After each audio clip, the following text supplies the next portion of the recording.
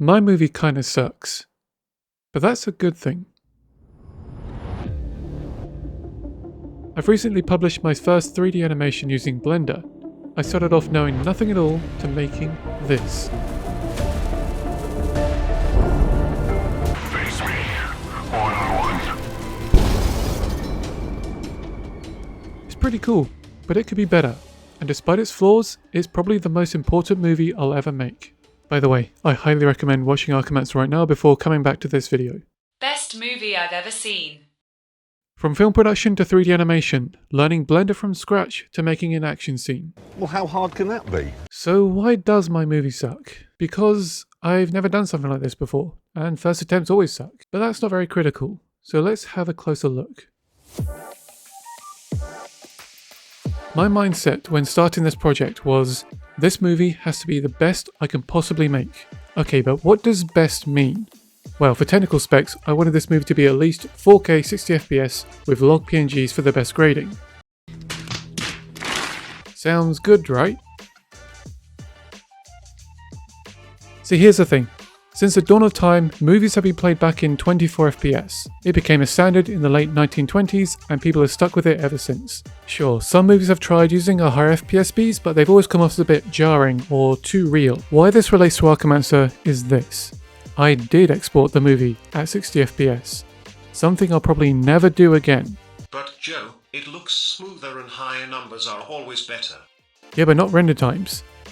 Okay, simple maths, but by going 60fps over 24, you're more than doubling the amount of frames you need to render. Okay, think of it this way. You know the difference between 24 and 60fps, but does everyone else who's watching your movie? Do they care about your frame rate or what they're seeing on screen? If you want to know more about the FPS debate, especially within animation, then I highly recommend watching this video by Noodle. Remember, smoother does not always mean better. 4K 3840 by 2160p. I think every animator should at least have a 4K master copy of their projects. But you can't exactly export at 720p and magic it into 4K. And before you put in the comments, no, I haven't considered upscaling because I don't know much about it. But from what little I've seen, the results seem kinda mixed. Just like the reviews for your movie. So finding the right balance between your renders looking good whilst not taking all weak all comes down to your render settings. Every shot is different, so you might need to experiment a little bit. Although exporting with log PNGs is more than good enough for beginners, PNGs take up a ton of space. Archimancer has 118 shots. That's 43,637 frames including reshoots, which is 1.7 terabytes of data. So instead, you should use EXR files. They are far smaller in size whilst being the same quality if not better. The brilliant Robin Squares and Polyfjord both have videos on this matter. They explain how to use them and their benefits. Every film student's worst nightmare. Who am I kidding? That's producing. Storyboards are a very useful tool for sharing your vision with others. But Joe, I don't need to make storyboards because it's a solo project. Okay, maybe. Not every film or animation project needs storyboards. Even in Hollywood, some directors never use them. So take this salt with a grain of advice. Surely a lot of you working on solo projects won't need them either, right? Well, I like to think I have a very visual imagination, so I practically blocked the entire movie out of my head before I started animating. Therefore, I didn't see the need to finish drawing storyboards. That was until I started production. Ideas change, there's a lot to keep track of, and rendering can literally take all night and day. So if you decide to cut half the movie midway through production, it'll be cool to have a record of what the movie was supposed to look like to begin with. You know, just to avoid any plot holes or disappearing characters. But Joe, I can't draw for shit. Well, it doesn't matter. Storyboards aren't works of art, they're intentions. Each panel should represent a change in action within the scene, be it a fight scene, a stunt, or a change in dialogue. It could have stick figures and smiley faces, and it will still serve its purpose. Okay, hear me out. What if, before making your entire animation, you make your entire animation? I'm unsubscribing. It's called blocking out. So instead of planning out your story on paper, why not do it in your favorite animation software of choice? You take very simple models of your characters, scenes, props, etc. and animate those instead. All you need to do is animate enough to get across the general action of the scene. Especially in a collaborative environment, it could help represent your ideas as something closer to the final export compared to hand-drawn storyboards. Depending on your own skills, this could be a really useful tool to use instead. My PC hasn't been the same since. So by now, I'd watched quite a few tutorials, but you can only be told so much before you need to listen to your own inspiration. Make what you want to make. Don't know how? Then look for tutorials more specific to your problems. You'd be surprised what you can find. Failing this, there are thousands of people across various forums online willing to help. Needless to say, at the beginning, my skills were rusty. It was my first time doing a lot of things. The main thing I struggled with though was adapting to a completely new and unknown workflow. Yes, the word hammered into my brain from years of studying film production. Workflow simply means the preferred and most efficient way of doing things, but it's kinda challenging when you're not sure what you're supposed to be doing in the first place. But overall, it's quite simple. So I made this. Wow, he's making us pause the video? Rude. Where I sucked at was right there, and here too. And what the hell is that? And you get the idea. I didn't really pay enough attention to detail. That's plain to see. But I'll let you in on a little secret. For every mistake you may see in the film, there are at least a dozen more I fixed or hid within the scene. Either because the animation didn't look natural, the timing was off between assets, or there was some weird artifacting in the scene. Every single shot had on average 5 revisions through test renders. Those are rookie numbers.